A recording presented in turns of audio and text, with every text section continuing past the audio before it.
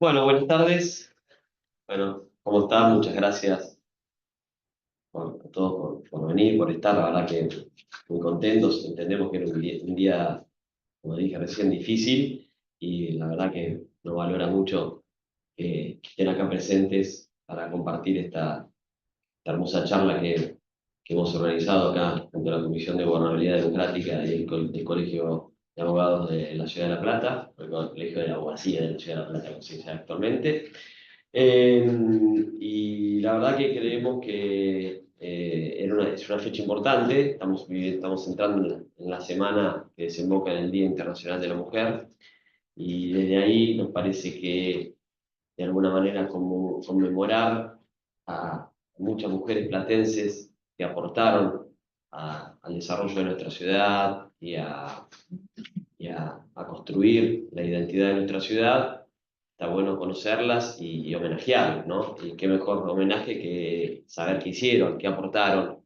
Muchas veces eh, hay, hay aportes que quedan de alguna manera eh, no tan expuestos, por supuesto, porque la historia ha ido marcando a ciertos personajes icónicos de nuestra ciudad, o, por supuesto el primero fundador, Darwin Rocha, y luego, por supuesto, también su diseñador como Pedro Benoit, pero por supuesto, en a lo largo de nuestra historia hay muchas mujeres que aportaron muchísimo, como también hay muchas mujeres que aportaron al desarrollo de la humanidad, ¿no?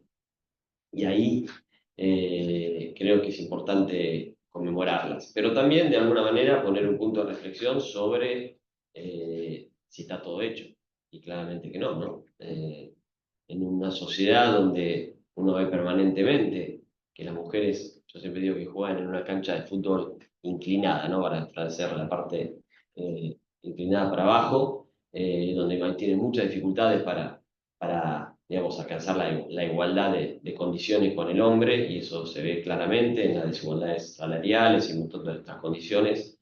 Es importante seguir trabajando para lograr la igualdad de género. Pero no solo eso también, sino seguir trabajando para eh, evitar que la sigan matando, ¿no? Los delitos de femicidio siguen siendo una triste realidad de la Argentina, y es falso que no hay que discriminar por igualdad los delitos penales, como se ha dicho en estas últimas semanas por el gobierno actual. Claramente hay mujeres que han sido víctimas de homicidios por la sola condición de ser mujeres. Y por lo tanto, así como el Código Penal establece ciertas discriminaciones justamente para determinados tipos de asesinatos, como puede ser el homicidio de un menor, también claramente está bien que haya un agravamiento penal cuando hay un homicidio de una mujer. Y esas son cosas que hay que defenderlas, así como hay que seguir trabajando para lograr la igualdad. Y en ese marco, en este proceso, está bueno recordar una frase que no le voy a decir textual, de Simone de Beauvoir, quien decía que en las situaciones de crisis económicas, religiosas o políticas, siempre corren riesgo los derechos de las mujeres. Y en este momento de crisis, claramente, como vimos en la Argentina, hay que estar aún más atentos, más alertas, para evitar que vaya por los derechos ya conquistados y, por supuesto, seguir trabajando para lograr la igualdad y más derechos. En este contexto, creemos que es muy lindo escucharlo hoy a Nicolás Colombo, que es un investigador que los que lo siguen en las redes siempre nos aporta datos sobre la historia de nuestra ciudad, y hoy nos vamos a deleitar con su charla sobre las mujeres platenses que hicieron historia en la ciudad. Con ustedes, Nicolás Colombo.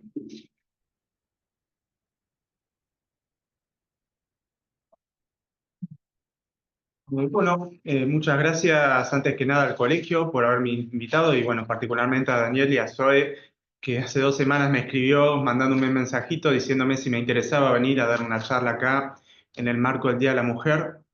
Y bueno, así que ahí ni bien me dijo, ya mi cabeza empieza a carburar de qué puedo hablar, ¿no? De qué puedo hablar en el Día de las Mujeres. La verdad que hay un montón de temas para hablar, hay un montón de temas que ya se han hablado, pero a mí me gusta un poco más hablar de los que no se han hablado, o por lo menos hablar de mujeres de las que no se habló tanto, que yo considero que no se conocen. Así que lo que hice fue, me acuerdo ese mismo día, agarré, tendí la compu y me puse a escribir una listita como yo siempre, me encanta arrancar así para organizar un poco la idea de esta charla y empecé a anotar nombres, ¿no? Que se me vienen a mí a la cabeza, desde nombres que por ahí les suenan, otros que por ahí no. Y después en un momento ya tenía como 20 mujeres en esa lista, pero digo, no, no es mucho. Tengo que tener que elegir 5 o 6 porque si no vamos a estar acá todo el día y no es mi intención tampoco cansar a quienes han venido acá. Pero sí es mi intención un poco contar historias de las mujeres y contar de historia de la ciudad de La Plata, que es algo que me gusta a mí bastante, ¿no? Combinar un poco la historia y contar curiosidades. Así que bueno, arrancamos con el día de la fundación de La Plata. Nos vamos 140 y pico de años para atrás en el tiempo y les muestro esta imagen, seguramente ya lo conozcan. Es una imagen del 19 de noviembre de 1882, cuando se funda la ciudad de La Plata. Obviamente no es una foto, es una cromolitografía, un dibujo pintado hecho a color. Y ahí van a ver que hay un montón de señores de traje en el centro, que obviamente son los funcionarios, hay soldados, hay un montón de gente en el fondo ahí vitoreando, levantando sus galeras y demás. Y se ven algunas mujeres, ven más que nada, fíjense dónde están los paraguas, que las damas eran las que se protegían del sol. Pero les tengo que decir que esta imagen es una mentira por varias cosas. Primero, porque muchos de esos señores que están ahí en el centro, que eran funcionarios como Sarmiento, como Pellegrini, un montón de personas, no estuvieron acá en La Plata porque tenían ciertas diferencias con Dardo Rocha. Así que no vinieron. Dardo Rocha pidió que los pintaran igual porque si no iba a quedar mal. Dicen, che, inventé un montón de gente a mi cumpleaños, por así decirlo, y vino la mitad, la otra mitad no, porque no les caigo bien o porque sabían que Rocha quería ser presidente. Y lo que pidió también Rocha fue que se pusieran a las mujeres, porque saben que no se invitaron a las mujeres a la Fundación de La Plata. Hay un decreto que si lo quieren consultar está acá en el archivo Leven en 749 que dice que al no haber baños para las damas, directamente no las invitaron porque no les podían ofrecer comodidades para esa época. Imagínense ir al baño en noviembre con calor, con esos vestidos enteros. Era medio una excusa, pero bueno, también era cierto que no las invitaron. Así que ya arrancamos mal.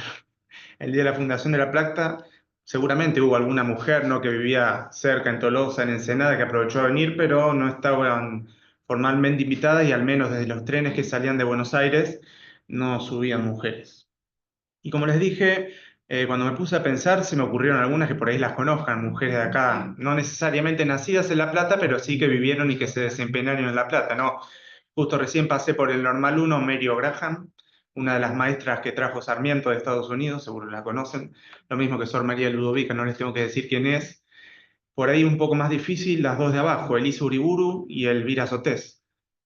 Si les digo Villa Elvira y Villa Elisa, ahí les va a sonar un poco más Mira, de dónde viene el nombre de esos barrios, del nombre de estas dos señoras, que fueron un poco las fundadoras de esas localidades y una de las pioneras. Y después, bueno, en el caso de la derecha, esa señora no nació acá en La Plata, nació el 9 de julio, pero vivió muchos años en Ringlet y después, cuando se mudó al centro, se conoció con ese señor, que no le puse el nombre, seguramente ya sepan quién es, pero bueno, dicen que este señor, un escritor bastante conocido, venía acá a La Plata a tomar un cafecito con López Merino y en una de esas tertulias conoció a esta mujer. En ese momento ella ya estaba de novia, no quería saber nada. Este señor medio que la acosaba porque se quería casar con ella. Y como ella después se terminó casando con otro hombre, lo que hizo Borges, porque ya saben quién es, Borges esperó más de 20 años a que ella terminara su matrimonio y bueno, cuando finalizó su matrimonio volvió a insistirle, le dijo que si se quería casar y bueno, tanto le insistió que se casaron. Pero parece que fue medio tóxica la relación, como dicen ahora, porque duró muy poco tiempo y se terminó divorciando y bueno, se casó con María Kodama, que es la historia que todos conocen. Pero bueno, no muchos saben que la primera esposa de Borges era de acá de La Plata. Así que bueno, está por ahí un poco de gente que conozcan. Y el tema es de las mujeres y todo eso empezó a hacer un poco ruido hace unos años porque siempre vieron que se habla de los sabios de La Plata, de los 5 sabios o de los 6, porque ahora nombraron a Favaloro hace un par de años. De hecho, acá en el Paso del Bosque está este monumento desde el año 42 que lo creó el presidente de la Universidad, Palacios, para destacar a 5 personas, ¿no? Que habían sido destacadas en diferentes ramas de la ciencia, más que nada, acá en la ciudad de La Plata, ¿no? Bueno, el poeta Almafuerte, Carlos Pegazzini, que era botánico, Alejandro Kohn, que era psicólogo, Juan Bucetich, que hace poco se cumplieron 100 años de su muerte, que era policía que inventó el sistema para identificar a través de las huellas dactilares, y bueno, y Florentino Meguino, que era paleontólogo. El tema es, ¿y las sabias, no? Porque siempre se habló de los sabios, nunca nadie dijo por qué no hay mujeres ahí, o por qué no hay mujeres ahora. Entonces, hace unos años, creo que fue ahora en pandemia, se empezó a hablar de esto, de resignificar ese monumento y de ver si se podían buscar también, como están los cinco sabios, a las cinco sabias, ¿no? A cinco mujeres que se hayan destacado. Esto fue una iniciativa de la Universidad Popular Alejandro Konc junto a la UNLP. Me acuerdo que fue pandemia porque se hizo todo un conversatorio, perdón, en el cual se hablaban de biografías de un montón de mujeres, que bueno, ahí puse a la derecha el nombre de todas ellas. No sé si algunas les suenan o no. No voy a hablar de ellas porque ahí tienen, si buscan en YouTube después los nombres, pueden buscar todas las biografías. Y después también se hicieron conversatorios en la radio que tiene la UPAC, que está bastante bueno. Pero bueno, esto fue como un puntapié, me parece, para empezar a hablar también de mujeres, así como se habla de los cinco sabios, de hablar también de cinco sabias. Entonces, un par de años después, la posta la tomó la municipalidad, que vio que un día abro Facebook y estaba la municipalidad diciendo que La Plata iba a tener seis sabias. Como se quería nombrar a Favaloro como el sexto sabio, bueno, ya teníamos los cinco sabios, ahora faltaban las seis sabias. Entonces, la Municipalidad de La Plata también nombró a estas seis mujeres como las cinco sabias. Justo me acuerdo que el día que lo vi habían puesto esta imagen y faltaban las fotos de las dos, se ve que no la tuvieron, así que yo en los comentarios les metí las fotos de Hanny Stoecker, que fue una de las directoras de la biblioteca de la UNLP, y de Ernestina Rivademar, que fue una de las creadoras del Museo de Bellas Artes, el Petoruti, el que está ahí en 51. De hecho, la biblioteca del museo se llama Ernestina Rivademar. Pero bueno, no sé si habrá sido medio de las apuradas que no tenían las fotos. Pero bueno, de a poco se van dando a conocer estas mujeres, se van dando a conocer los nombres, las biografías, quiénes eran. Después de a poco van llegando los homenajes. ¿Esto qué año fue, Nico? Esto fue en 2023. En 2021, en pleno de la pandemia, salió lo de las cinco sabias y después, 2 años más tarde, salió esto de las seis sabias por parte de la municipalidad. Que también se hizo ese mismo año. Este proyecto, vos me preguntabas si había un libro. Bueno, sí hay un libro que se presentó el año pasado que se llama Abriendo Diagonales, que le editó EDUR, la editorial de la universidad. Y en este libro cuenta brevemente, está bastante bueno el libro, lo cuenta medio brevemente con algunas ilustraciones, la biografía de estas mujeres que menciono ahí abajo. Después, si lo quieren buscar en CEDICI, está para descargar, eh, lo pueden leer gratis por internet.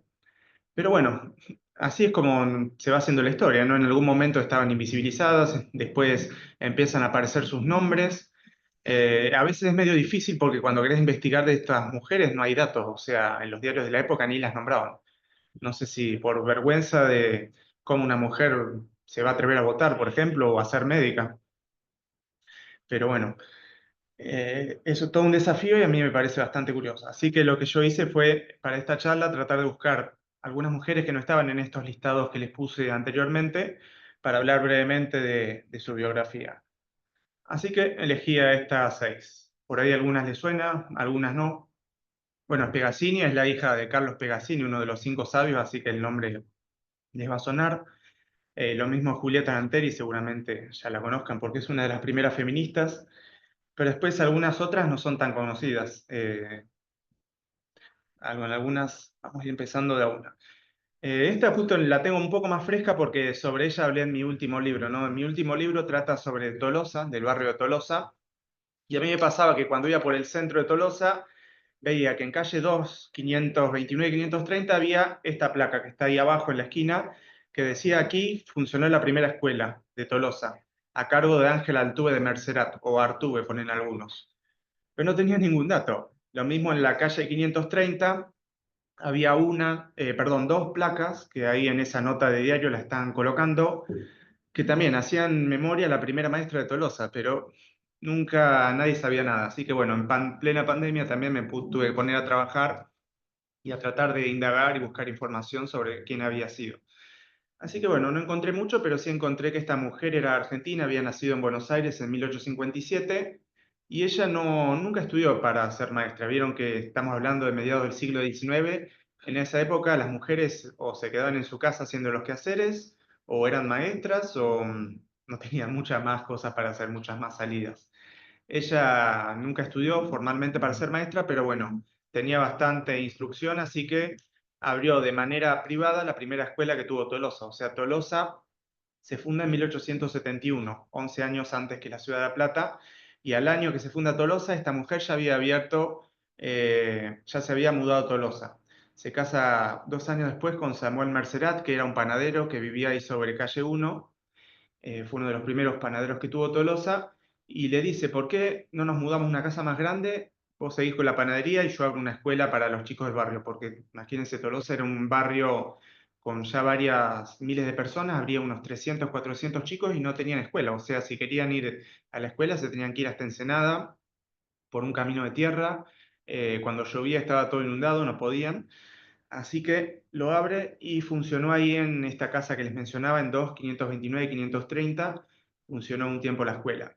El tema es que ya por ese entonces se le estaba pidiendo a un tal Domingo Faustino Sarmiento que hiciera escuelas en el barrio porque no había ninguna. Entonces Sarmiento, conociendo un poco Tolosa y viendo las necesidades que había de educación, en el año 79, 1879, termina inaugurando la primera escuela pública que estaba en calle 2, número 178, o sea, 3 cuadras de donde vivía esta mujer y tenía esa escuela. Así que bueno, al final la terminan retirando de su cargo como docente por no tener título y ponen a otra mujer a cargo, una francesa, que se lo cuento en mi último libro. Pero bueno, está bueno mencionar a Ángela Altuve porque fue la primera maestra, ¿no? Por ahí muchos recuerdan no sé, a Mary Austin Graham, que fue la de Normal 1 o algún otro docente, pero esta es bastante desconocida. Y como les decía, la calle 530 lleva su nombre y acá hay una placa que, bueno, lamentablemente ya no está más, pero mencionaba dónde funcionaba esa escuela. Después, bueno, Julieta Lanteri es una de las más conocidas, una de las primeras feministas, y no muchos saben que ella vivió acá en La Plata. Ella en realidad era italiana, había nacido en 1873 y su padre, no entiendo, no pude encontrar muy bien cómo, pero su padre heredó una propiedad allá en Buenos Aires, entonces cuando tenía 6 años deciden mudarse toda la familia acá a vivir a la Argentina. Están un par de años en Buenos Aires hasta que finalmente se radican en 1884 en La Plata. O sea, imagínense, 1884 había pasado 2 años recién de la fundación de La Plata, todavía recién se estaban instalando los poderes públicos en la ciudad. Y bueno, ella es una de las primeras que ingresa a lo que hoy es el Colegio Nacional Rafael Hernández, ¿no? Que en aquel momento era el Colegio Secundario Nacional y funcionaba en la esquina de 9 y 47. ¿No? Ahí justo puso una placa, a la derecha de esa placa, no sé si llegan a leer lo que dice, pero bueno, esa es placa que está en la esquina de 9 y 47, mucha gente pasa por pleno centro y no la ve o va ahí que funciona un bar a tomar algo y ni se entera que ahí funcionó la primera escuela que después dio origen al Colegio Nacional. Ahí fue donde ella estudió. En ese entonces no había muchas mujeres, no se aceptaban prácticamente mujeres en el Colegio Nacional y ella no solamente fue una de las primeras, sino que fue también la primera bachiller que se recibe allí. Y después la ventaja que tuvo es que al estudiar en el Colegio Nacional ya tenías acceso directo a la universidad. Ella quería ser médica. El tema es que la carrera de medicina en la Universidad de La Plata todavía no existía, la Universidad Nacional era la Universidad Provincial. La carrera de medicina se cursaba los primeros 2 años en el Museo de La Plata y en el Museo del Bosque, con profesores de biología, y después articulabas con la UBA, con la Universidad de Buenos Aires, para hacer los otros 3 años allá en Capital Federal. Así que bueno, ella finalmente decide no, hace toda la carrera en Buenos Aires y se termina recibiendo primero de farmacéutica y a los 2 años se recibe de médica. Creo que es la quinta o sexta médica que se recibe acá en Argentina en 1907. El tema es que lo mismo de siempre, no le dejan ser, ella quería ejercer la docencia en la universidad y no le dejan porque le dicen que no, vos sos extranjera, como una extranjera va a dar clases. En realidad porque era mujer no le dejan, pero bueno. A los 3 años lo que hizo fue casarse con Alberto Renshaw y al casarse con Alberto Renshaw ella puede sacar la ciudadanía, obviamente con permiso de su esposo, porque en ese momento las mujeres, si no el señor esposo no les daba permiso para hacer un trámite, para sacar un préstamo, para comprar algo, no podían. Así que bueno, el esposo le da permiso, dice yo quiero que mi señora esposa que es italiana pueda sacar la ciudadanía, así que al ser argentina ya se le abría un poco más el panorama y podía hacer un poco más de cosas. Eh, Ella después igual se divorció de este hombre, duró muy poco el matrimonio y casualmente la mujer que actúa en el juicio y que determina que el hombre este había abandonado el hogar matrimonial es Angélica Barreda, que fue la primera abogada argentina, que también es la de acá de La Plata. Ahora en un rato voy a hablar de ella. Sí. Pero bueno, así que siendo argentina y se le hace un poco más fácil las cosas y no solamente puede seguir con su carrera, sino que lo que hace es, en las elecciones de 1911, presentarse a votar. Eh, el tema con las elecciones es que o sea, estamos hablando de 1910, cuando se estaban preparando las elecciones. En ese momento el padrón no es que estaba ya armado, no es que la Junta Electoral lo publicaba, sino que uno tenía que ir y decir, quiero que me agreguen al padrón.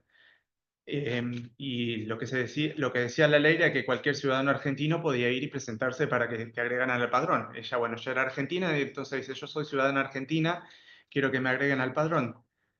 Obviamente le dijeron, no, pero vos sos mujer, no podés votar. Le digo, pero eso no está en la Constitución, no hay ninguna ley que diga que por ser mujer. Acá dice ciudadano, ciudadano, o sea, de manera genérica. Entonces, bueno, la terminaron aceptando. No quise poner esa foto porque es bastante conocida, pero hay una foto donde ella está yendo a la mesa con su voto y las autoridades de mesa la miran así con cara medio rara. No, como que hace una mujer acá votando y ella está toda vestida de blanco porque el hecho de vestirse de blanco era algo que ya se estaba usando en Estados Unidos, en Inglaterra, a modo de protesta por todas las mujeres que querían tener el derecho a voto. Y bueno, así que fue la primera mujer en votar en el año 1911, pero para no quedarse atrás, el Consejo Deliberante de Buenos Aires a los pocos meses sancionó una ordenanza que decía que ya no se iba a usar ese método para votar, sino que los que iban a votar a partir de ahora eran los que hacían el servicio militar obligatorio. Entonces ella hizo lo mismo, fue al regimiento del ejército y dijo, ay, quiero enrolarme en el ejército para poder votar. Y ellos le dijeron, no, lo del servicio militar es solamente para hombres. Así que bueno, no pudo seguir votando. Pero bueno, no se quedó atrás, digamos, en la lucha de las mujeres porque organizó ese mismo año el primer Congreso Femenino Internacional que se hizo en Buenos Aires junto a otras feministas. Después terminó fundando el Partido Feminista Nacional. También trabajó, creo que con un partido político. Y después también estaba mucho con el tema de los librepensadores, ¿no? Con la Liga de Mujeres Librepensadoras, ¿no? Que están bastante asociados a lo que es la masonería.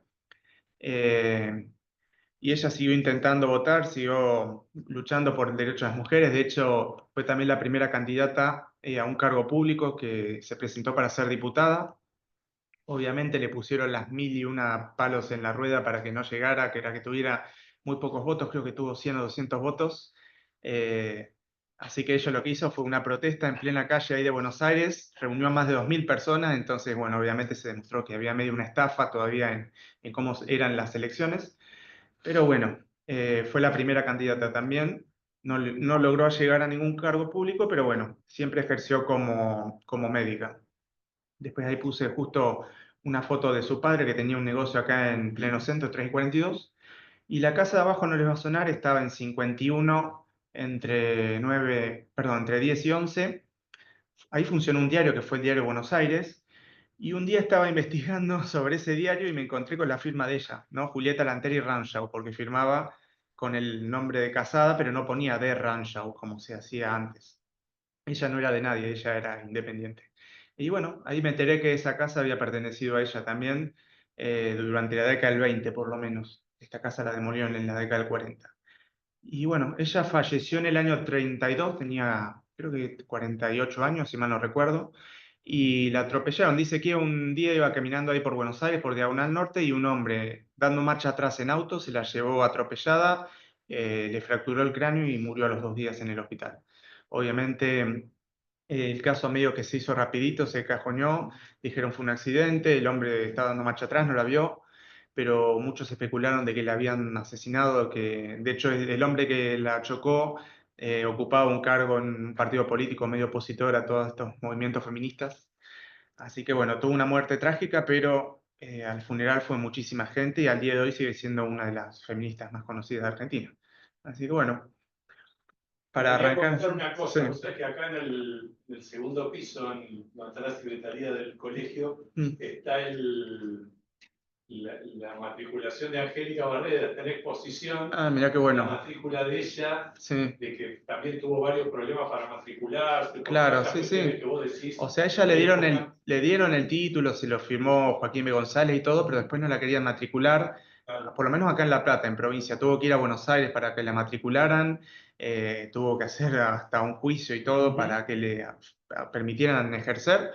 Eh, pero bueno, se tomó su tiempo para firmarle eso, pero bueno, al final me hiciste acordar que, digamos, cuando ella ejerció en Buenos Aires, no, perdón, cuando estuvo acá en La Plata, ella tenía acá en la esquina el estudio de ella, en 48. Angélica Barreda, sí, sí. Ahora en un rato iba a hablar de ella, así que no voy a spoilear más. Muy bien.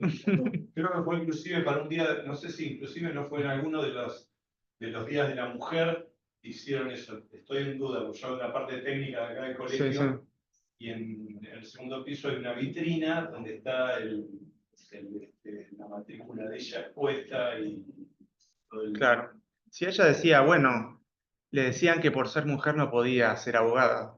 Decía, bueno, pero no hay ninguna ley, le decían, no hay ninguna ley que permite que las mujeres sean abogadas. Y ella decía, bueno, pero tampoco hay ninguna ley que lo prohíba. Así que se lo tenían que permitir. Claro. Pero bueno, ahora de la medicina pasamos a las ciencias naturales para hablar de Carolina Tiles Pegazzini, ¿no? Por ahí todos conocen a Carlos Pegazzini, su padre, que fue uno de los 5 sabios. Él era italiano, vino acá siendo muy joven y tuvo un montón de hijos, tuvo más de 10 hijos, y ella fue la primera de todos, fue su hija mayor. Y también fue su hija más querida, no solamente porque era la primera, obviamente la primera hija es como algo diferente para él, sino que ella fue de todas sus hijas y hijos la única que se dedicó a la rama de las ciencias naturales, que era lo que Pegazzini investigaba. Ella también estudió en el Colegio Nacional, después ingresó a la facultad, lo que hoy es la Facultad de Ciencias Naturales, que en ese momento, en 1905, viste, justo fue el año que se nacionalizaba la universidad, entonces medio que estaba en transición entre ser una escuela de ciencias naturales, ser una facultad, te cambiaban los planes de estudio, te cambiaban el nombre de la carrera, pero bueno, ella se terminó graduando también de farmacéutica y después de ciencias naturales, incluso llega a tener el doctorado de ciencias naturales, todo eso antes de los 38 años, ya era doctora, tenía título de profesora, de licenciada, de doctora, de farmacéutica. Eh, Fue la primera licenciada, de hecho, en ciencias naturales y empezó a trabajar acá en el Museo de La Plata, por eso puse ahí el museo, en los laboratorios, en la Facultad de Exactas, acá de La Plata, y después también en Buenos Aires, ¿no? Ya al ser química, trabajaba en la Asociación Química Argentina, de hecho publicó un montón de artículos allí sobre botánica, sobre química orgánica, ¿no? De las plantas y demás, y tenía la ventaja, obviamente, si sos la hija de Carlos Pegazzini, que es un micólogo botánico y químico también bastante conocido, se le abrían las puertas, porque, por ejemplo, Pegazzini publicó la revista La Botánica y ella también escribía artículos cada tanto. Esta es la casa de Pegazzini, que hoy en día es el Instituto de Botánica de la UNLP, que está acá en calle 53, que fue donde murió. El tema es que en el año 25, ahora justo se cumplen 100 años, le agarró apendicitis y no la pudieron curar.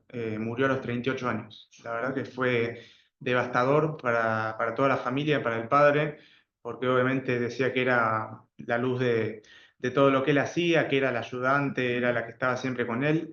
Y Spegazzini, el padre, terminó muriendo a los pocos meses también. Algunos dicen que fue de tristeza, pero medio que se dejó estar en su salud. Él ya era una persona bastante grande, se dejó estar tras la muerte de su hija y, y bueno, falleció. Así que falleció ella en el 25 y el padre en el 26. Y hay un montón de datos que están escritos por una hermana de ella, que creo que fue química también, sobre un poco la biografía y dar a conocer la vida de ella. No, porque siempre que alguien dice Spegazzini, se acuerda del padre, pero muchos no saben que la hija fue, la verdad, bastante notable y como les dije, antes de los 40 años ya tenía todos esos títulos. Después, bueno, no, acá ya habíamos estado spoileando un poco de Angélica Barreda. Todos la conocen por haber sido la primera abogada que tuvo nuestro país y bueno, no podía ser menos de venir acá y no hablar de ella. Ella sí era platense, había nacido en 1887 acá en La Plata, o sea, La Plata tenía 5 años y ella ya estaba acá dando sus primeros pasos. Y el tema es que en su casa ella ya decía que quería estudiar medicina, pero todos le decían, no, ¿cómo vas a ser médica? Esa es una carrera de hombres.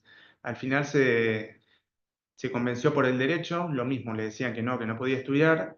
Tuvo que hacer bastante lío para poder estudiar derecho hasta que la dejaron. El tema fue cuando quiso ejercer como abogada.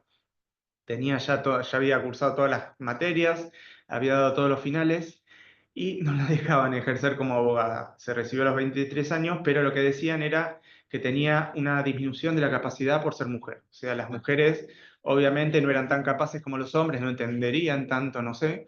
Entonces tenían que dedicarse a otras cosas, ser profesora, ser ama de casa o hacer algún curso de corte y confección, no sé. Pero bueno, en ese momento ella insistió bastante, tuvo que ir a la Corte de Buenos Aires a debatir allá, y finalmente se lo permitieron. Acá justo encontré una nota del diario El Día de cuando convocaban a todos los platenses a que la acompañaran a Buenos Aires para exigir que le dieran el título, que finalmente se lo dieron. En el año 1910 la habilitaron para ser abogada y le fue bastante bien. Más de 40 años estuvo trabajando como abogada hasta su muerte prácticamente en el año 63. Ejerció, ahí puse una foto de la casa, esta estaba en 44, casi 4. Ahí vivía. No creo que no es obviamente no es la casa donde ella vivió, pero bueno, es la casa que aparece en varias guías que encontré de aquel momento.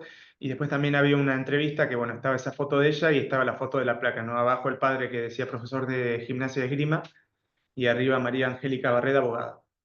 Así que bueno, es bastante conocida por ahí, quizá por muchos no tanto, pero fue la primera abogada.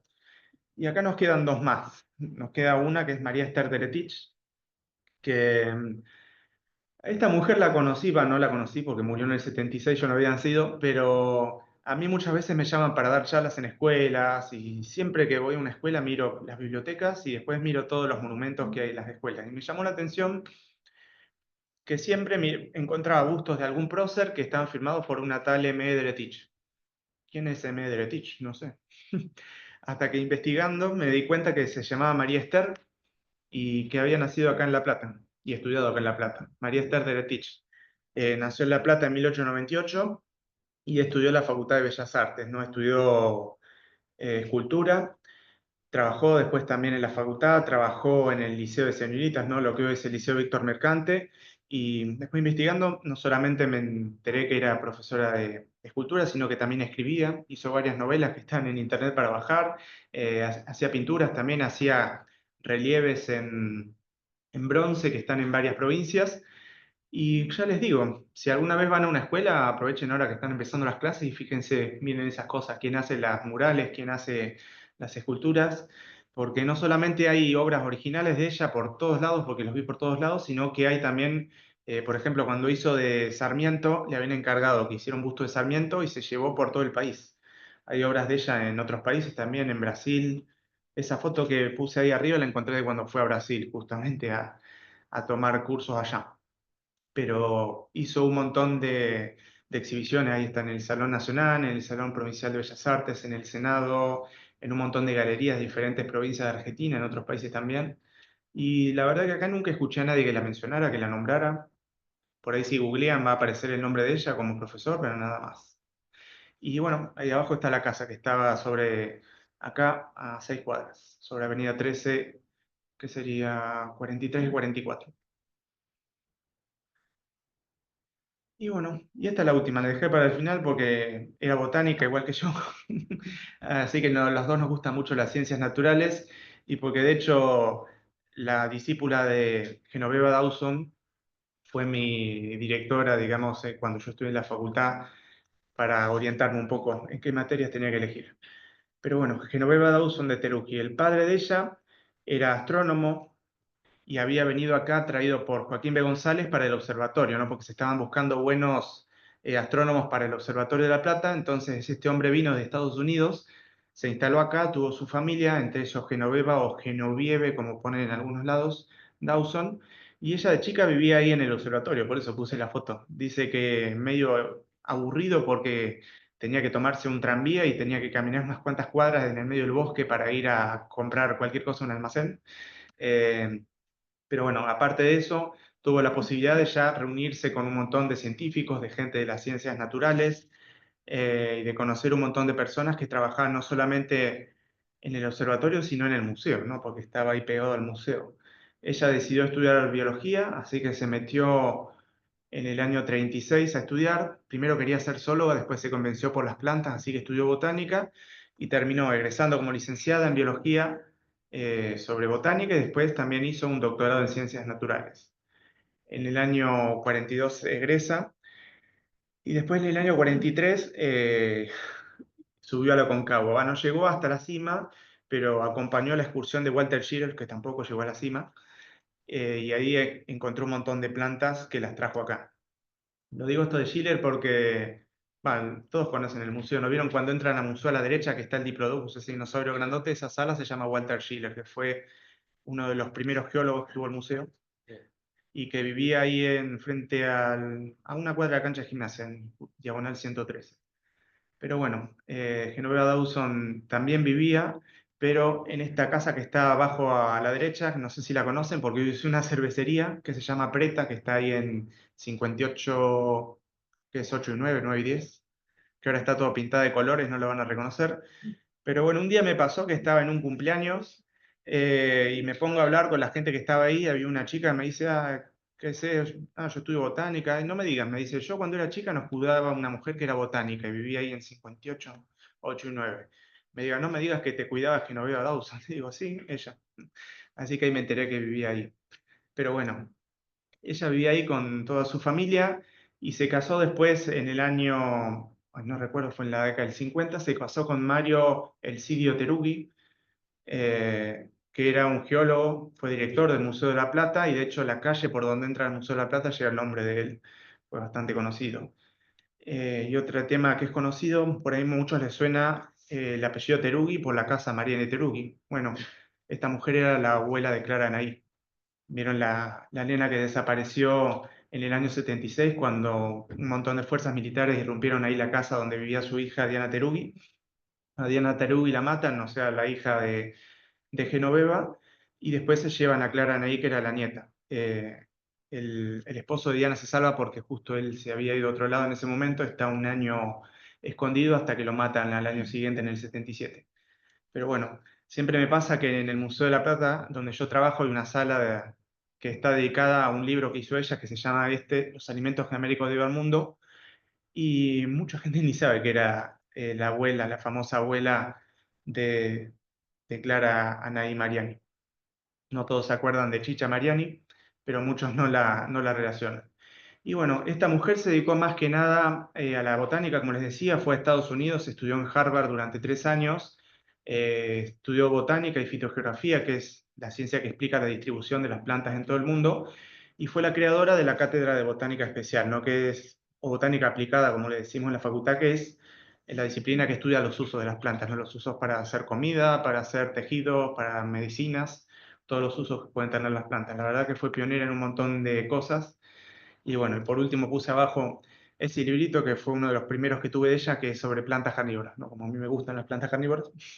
Ella fue una de las primeras que estudió las plantas carnívoras acá en Argentina. Para los que no sabían, hay más de 40 especies de plantas carnívoras en el mundo y una de las principales investigadoras, no sé si no es la más importante, fue Genoveva Dawson de Terugui, que bueno, murió hace relativamente poco, en 2012. Vivió casi 100 años. Así que bueno, creo que esa era la última. Más que nada, les conté 6 historias de mujeres, pero como les decía, hay un montón de cosas para hablar, de que ya se han hablado o que hay que investigar todavía. Así que me parece bueno por lo menos plantar la semilla y dar a conocer los nombres, un poco de qué es lo que hicieron, para que de a poco se pueda ir dando a conocer un poco más sobre su vida, sobre su trayectoria, y no solamente sobre ellas, o sea, sino sobre otras, porque a veces te pasa que te pones a leer la biografía de una mujer, ver un poco qué hizo y te chocas con otros nombres y dices, pero esta no la escuché. Después la empezás a ver en un montón de lados porque te das cuenta que esa mujer escribía artículos en todos lados y decís, ¿cómo? Si era tan grosa, si estudió tantas cosas, ¿cómo no la dan a conocer? Digo, hay hombres que tienen toda esa trayectoria y hay fotos de ellos por todos lados y con las mujeres no pasa lo mismo. Así que bueno, eso era un poco la idea. Me acordé de lo que hablábamos con él antes de arrancar la charla, pero no sé si sabían que hay proyectos, así como está este proyecto de las universidades de dar a conocer su vida, se hizo este libro, hay gente de Wikipedia que se dedica a escribir biografías de mujeres también, hay un montón de actividades. Así que bueno, espero que les haya gustado, ahí tienen mi correo electrónico por cualquier consulta y bueno, muchas gracias por la atención.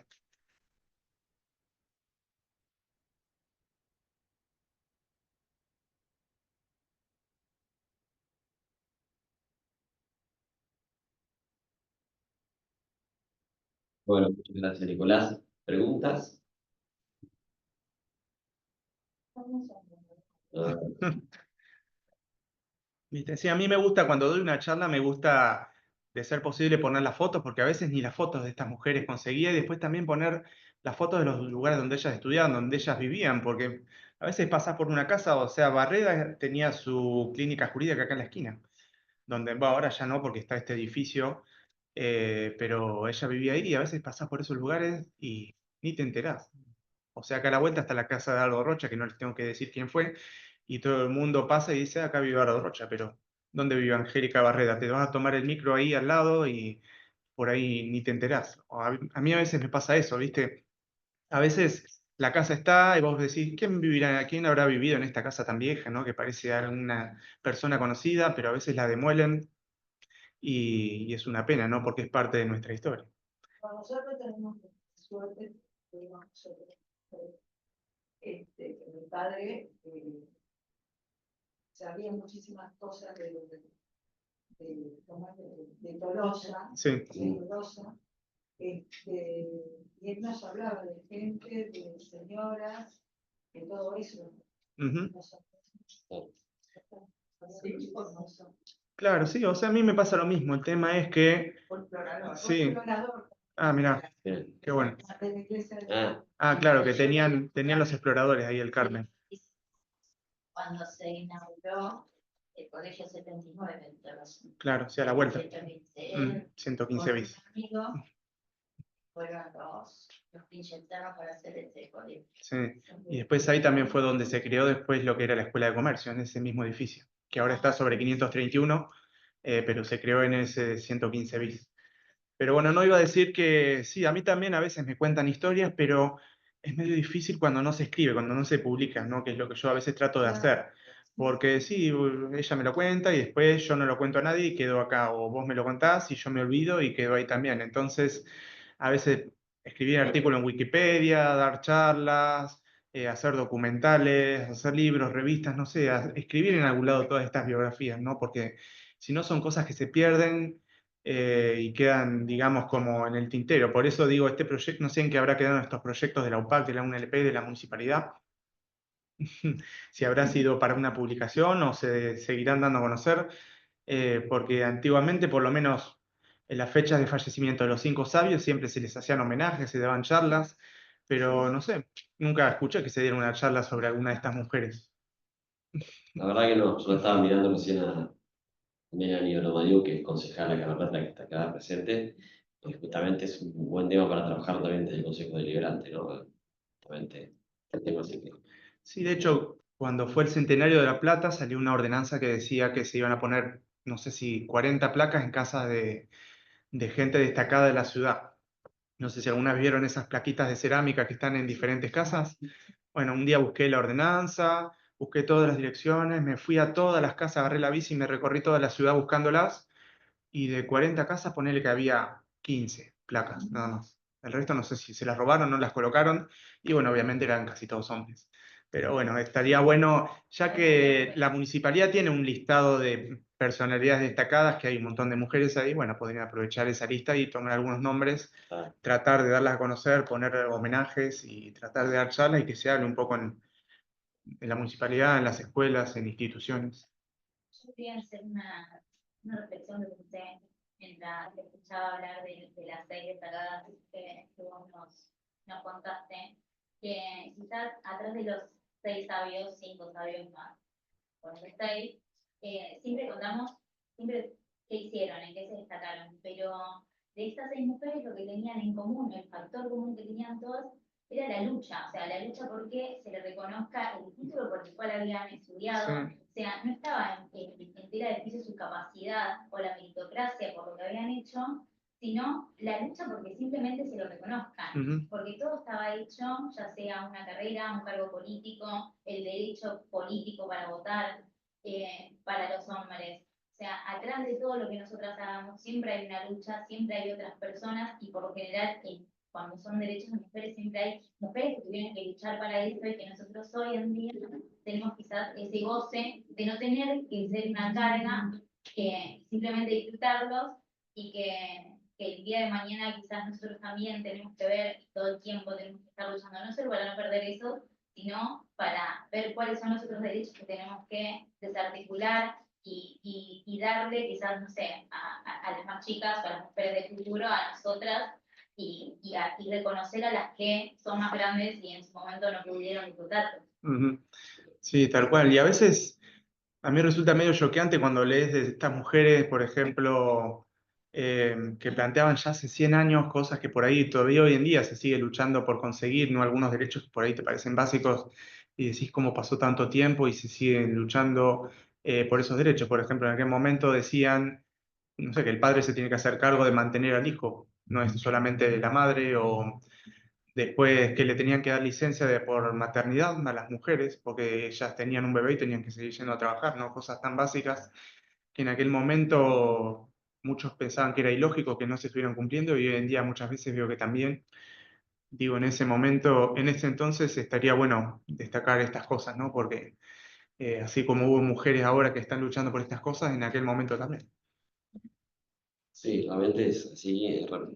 Realmente las mujeres que hoy que has destacado, y muchas otras más, por supuesto, tienen un doble mérito, ¿no? No solamente todo lo que lograron, sino en un contexto tan difícil para lograrlo. Porque claramente hubo hombres destacados también en la historia de nuestra ciudad, pero sin lugar a dudas el contexto era mucho más sencillo para los hombres poder destacarse si tenían las condiciones para eso, con las ideas, con la voluntad, pero para las mujeres claramente que no. Así que es doble el mérito, doble o triple, te diría, porque realmente estamos hablando de que ni siquiera eran ciudadanas de segunda, directamente eran de tercera, ¿no? Pensemos claramente, como decía recién Nicolás, no tenían la patria potestad de los chicos, de sus hijos, no podían votar, salvo el esfuerzo que hizo Julieta Lanteri para poder hacerlo, tampoco podían ser candidatas, salvo el caso de Julieta Lanteri.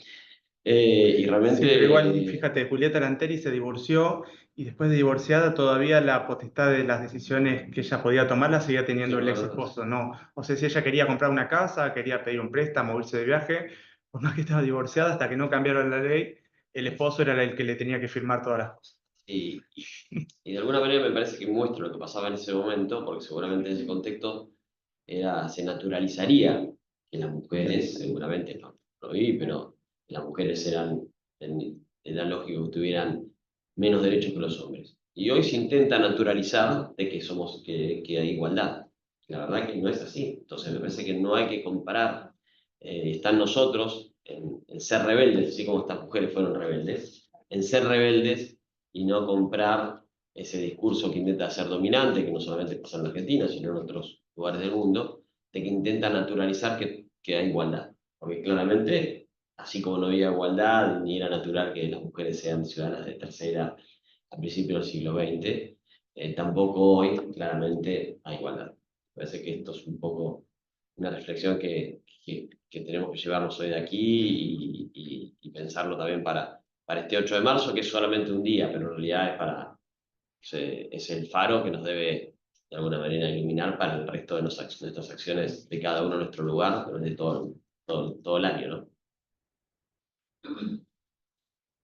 Bueno, si no hay no hay más preguntas, agradecerles a todos, agradecerle primero a Nicolás, agradecer a las autoridades del Colegio de la Abogacía de nuestra Ciudad de La Plata que nos ha nos ha recibido y nos ha prestado las instalaciones, y sobre todo agradecerles a todos ustedes por haber venido y por compartir este momento tan lindo con nosotros. Muchísimas gracias y buenas tardes.